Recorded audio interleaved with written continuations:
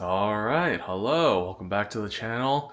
It's another day, and it's going to be another PC build. This time, all the parts came in for Sarah's PC that I'm going to finally build. All right, so as you guys can see, we have the part list here. A lot of this is new. The only thing I'm really reusing is the graphics card. I'm reusing the RTX 3080 from my old PC, which is still a really good and functioning GPU. And then I'm also going to reuse another NVMe M2 drive, 2 terabytes that I have with WD Black. Everything else is new. So the CPU is a 7600x3D, Micro Center exclusive because I live next to one. We have a pretty good and cheap ASRock motherboard. And then got a power supply. This one might be a little bit overboard. It's an SF1000L from Corsair, but it was on sale at a pretty good price. For the cooling, I decided to actually go with the Noctua fan, specifically made for small form factor. I've always heard good things about this brand, but I always hated the coloring, the classic Noctua colors, but they have one in black. And the case is my favorite part of this build. Look at this beautiful, this is the Fractal Era 2. This is one, the second iteration of one of their newer, smaller form factor cases. But it's bigger than the Terra, which is what I like. I just want something that's, smaller than a regular PC build, but bigger than a Terra, because I don't want to build something that's small. But this is awesome. This will fit just perfect on like desktops, as well as just anywhere you want in the house. It's really nice and portable. Alright, I appreciate how simple it is to open this case too. You just pull out the dust filter, which serves as the lock, and then you can just lift the case up. Alright, and with the case lifted up, you have easy access to everything you need in this small form factor build. I'm planning to build a Mini-ITX build. This can also fit the power supply, which is, I believe, it's a large small form factor. Yeah, with the L denotation.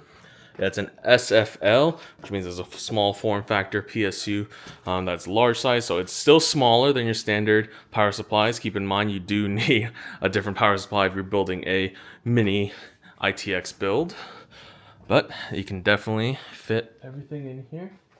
And the little documentation they have, they tell you all the parts. They also tell you different configurations you can do. Like if you want a CPU cooler one, AIO focused one, triple slot GPU focus, it's all in here. All right, and first order of business is to actually prepare and install the motherboard. So I have the ASRock Mobo right here. I have the RAM, the CPU, and the cooler ready, along with some thermal paste. So we're going to get this built first, and then we're going to put it into the case first.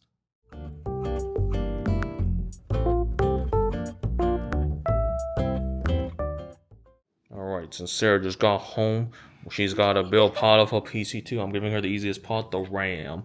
So we got the T Group RAM DDR5. They're actually really pretty good. We got this for 85 bucks. It's 32 gigs. We don't really care about the color because it's going to be inside the case. So yeah, she's just going to slot it in. Click it in until that thing snaps. Or clicks into place. Push it in. Oh my goodness. Alright, round 2. Now that I clicked the first one in for her. Oh, there you go. There we go. Yeah, hear the clicks on both sides. Alright, now the RAM it's actually kind of pretty. If we were doing a white build. Now, we have everything in the CPU. We put the NVMe, and we have the RAM. Yeah, now we're just gonna put this into here. One more note, as I was installing the NVMe drive, mine did come with its own heatsink, but I will say the screw right here, my motherboard case didn't really come with one of those like longer screws, so I do have this little M2, M3, M4 as well, little kit that I bought from Amazon for cheap. I just used some nuts and washers to kind of get it at the right angle so that this doesn't, tilt upwards. So now it's all secure. Alright, and I finally got the Noctua small form factor CPU cooler installed. This wasn't as bad, it's just 4 screws, although I am using a little graphite pad instead of thermal paste. That was a little bit annoying to make sure it was actually, in there and screwing it all tight. And then also, the cable was just a bit short of connecting to the CPU fan. But luckily, Nocta also includes a what they call a low noise adapter. So I think this actually helps also reduce the noise too. So I'm just gonna have that. Now we're gonna put it on the case now.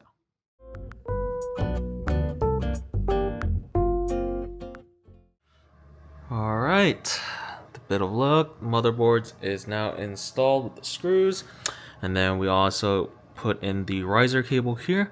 That'll connect to the GPU on this side. Now I'm gonna do the part where I connect all these cables to the motherboard, and then we'll continue from there. All right, with all the cables connected, I actually installed the graphics card. And if you're installing a larger one, right, make sure that for this case, it's set to 3. That's how much width you'll need for GPU. And with my old Gigabyte 3080 Vision, it actually just fits with a couple of basically millicentimeters to spare. Alright, and now the fun part. I have the PSU installed with the cable already connected that routes back to here. And now I have to connect all these cables and fit it in the case. So this is going to be the fun part. This is where I'm going to be fast forwarding, trying to do all the wire management.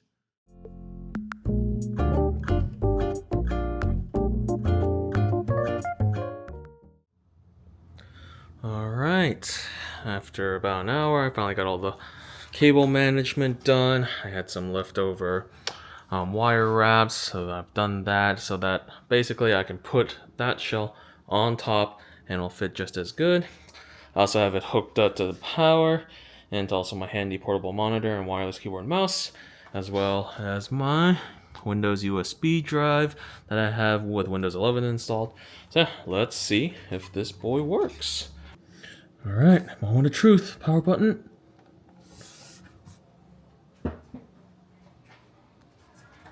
Oh, is anything happening? Press it again. Oh boy, let's see what's wrong.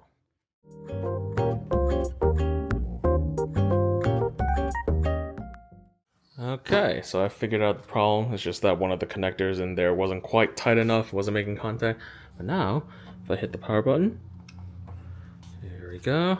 There goes the GPU. I heard a little click from the motherboard, and the CPU fan is spinning. The PSU fan, I read, will not spin unless it's under high load, so that's completely normal. So yeah, that's a success.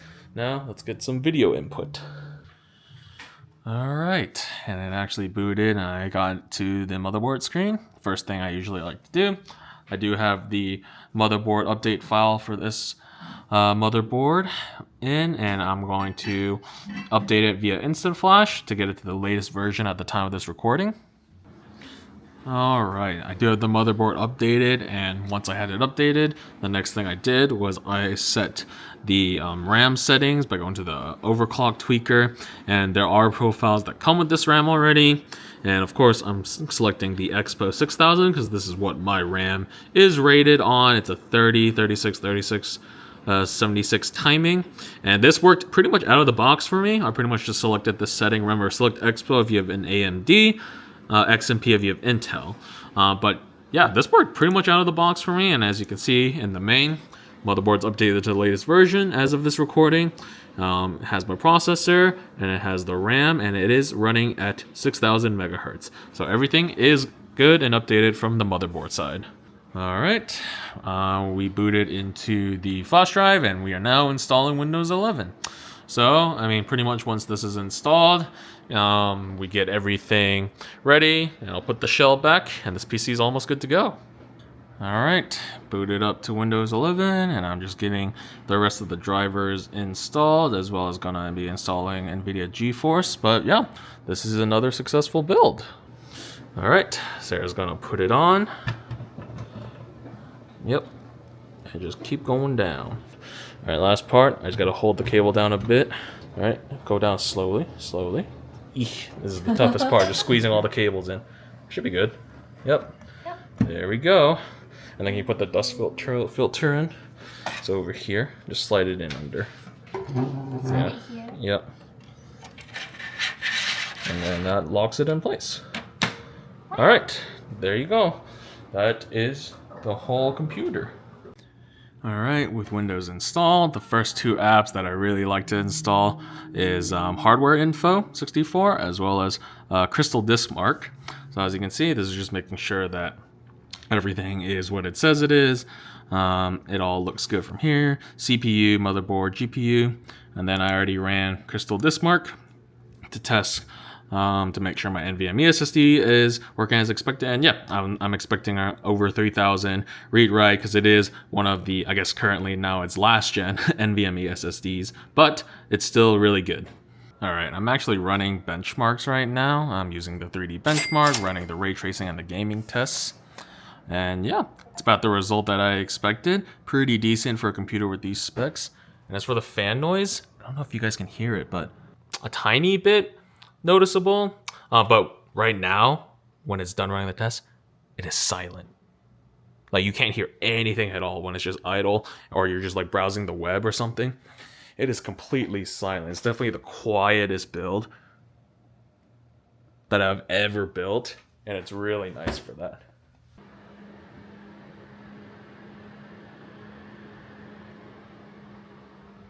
That's under load right now because it's doing something.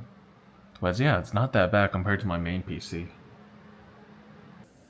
Alright, and that was my mini ITX build that I built for Sarah. This is going to be Sarah's desktop. Yeah, I really had fun with this. This is my second mini ITX build that I've built in my lifetime. Definitely a little bit more challenging in some aspects, but not that bad. Yeah, and I highly recommend this case. This case is awesome, and all the parts I ordered, I believe, were the best at this time. So yeah, can't wait to use this PC for years to come. Alright, so I've got it fully tested and set up now. We have the coax to Ethernet adapter, and it's reporting the appropriate speeds for our internet plan right here with AT&T Fiber. Shout out to our first video if you want to go check it out. But not only that, I also got this Cable Matters kind of like USB-C switcher. It's almost like a KVM switcher, except all I need to do is just switch between her work laptop, which she has over here, and her personal PC, which I've built over here.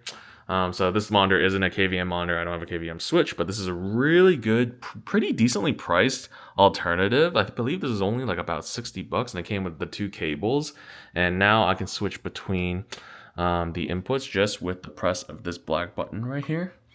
And by doing that, it prompts the monitor to switch to USB-C input, and boom, I'm able to switch from personal to her work laptop. It is pretty much all set up, good and ready to go, as well as her personal PC that I've built.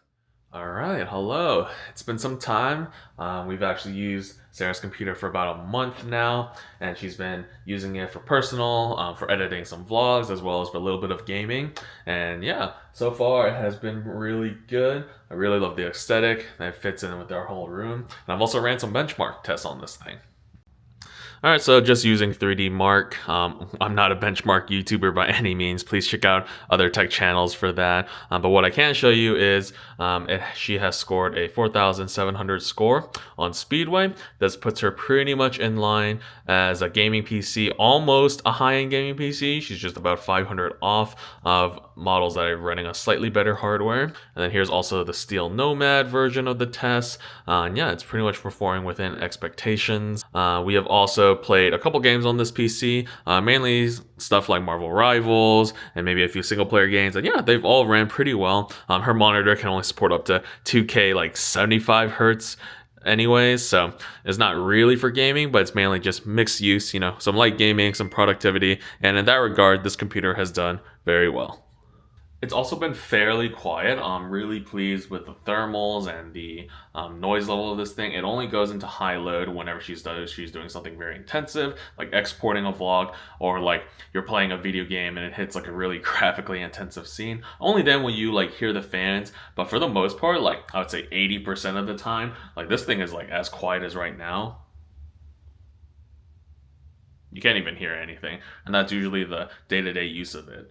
So yeah, I hope you guys enjoyed this video of me building Sarah's computer. This is my second Mini-ITX build. And yeah, I gotta say I really am starting to love these small form factor PCs. Hope to do more in the future. Maybe the next time I need an upgrade for the house, I'll consider another one. But yeah, this has been a really good learning experience for me. It's been a fun experience for her to see. So yeah, hope you guys like these types of tech videos. If you guys like what you see on this channel, continue to subscribe. Check out our travel channel, Canto Explorers, and we'll see you guys next time.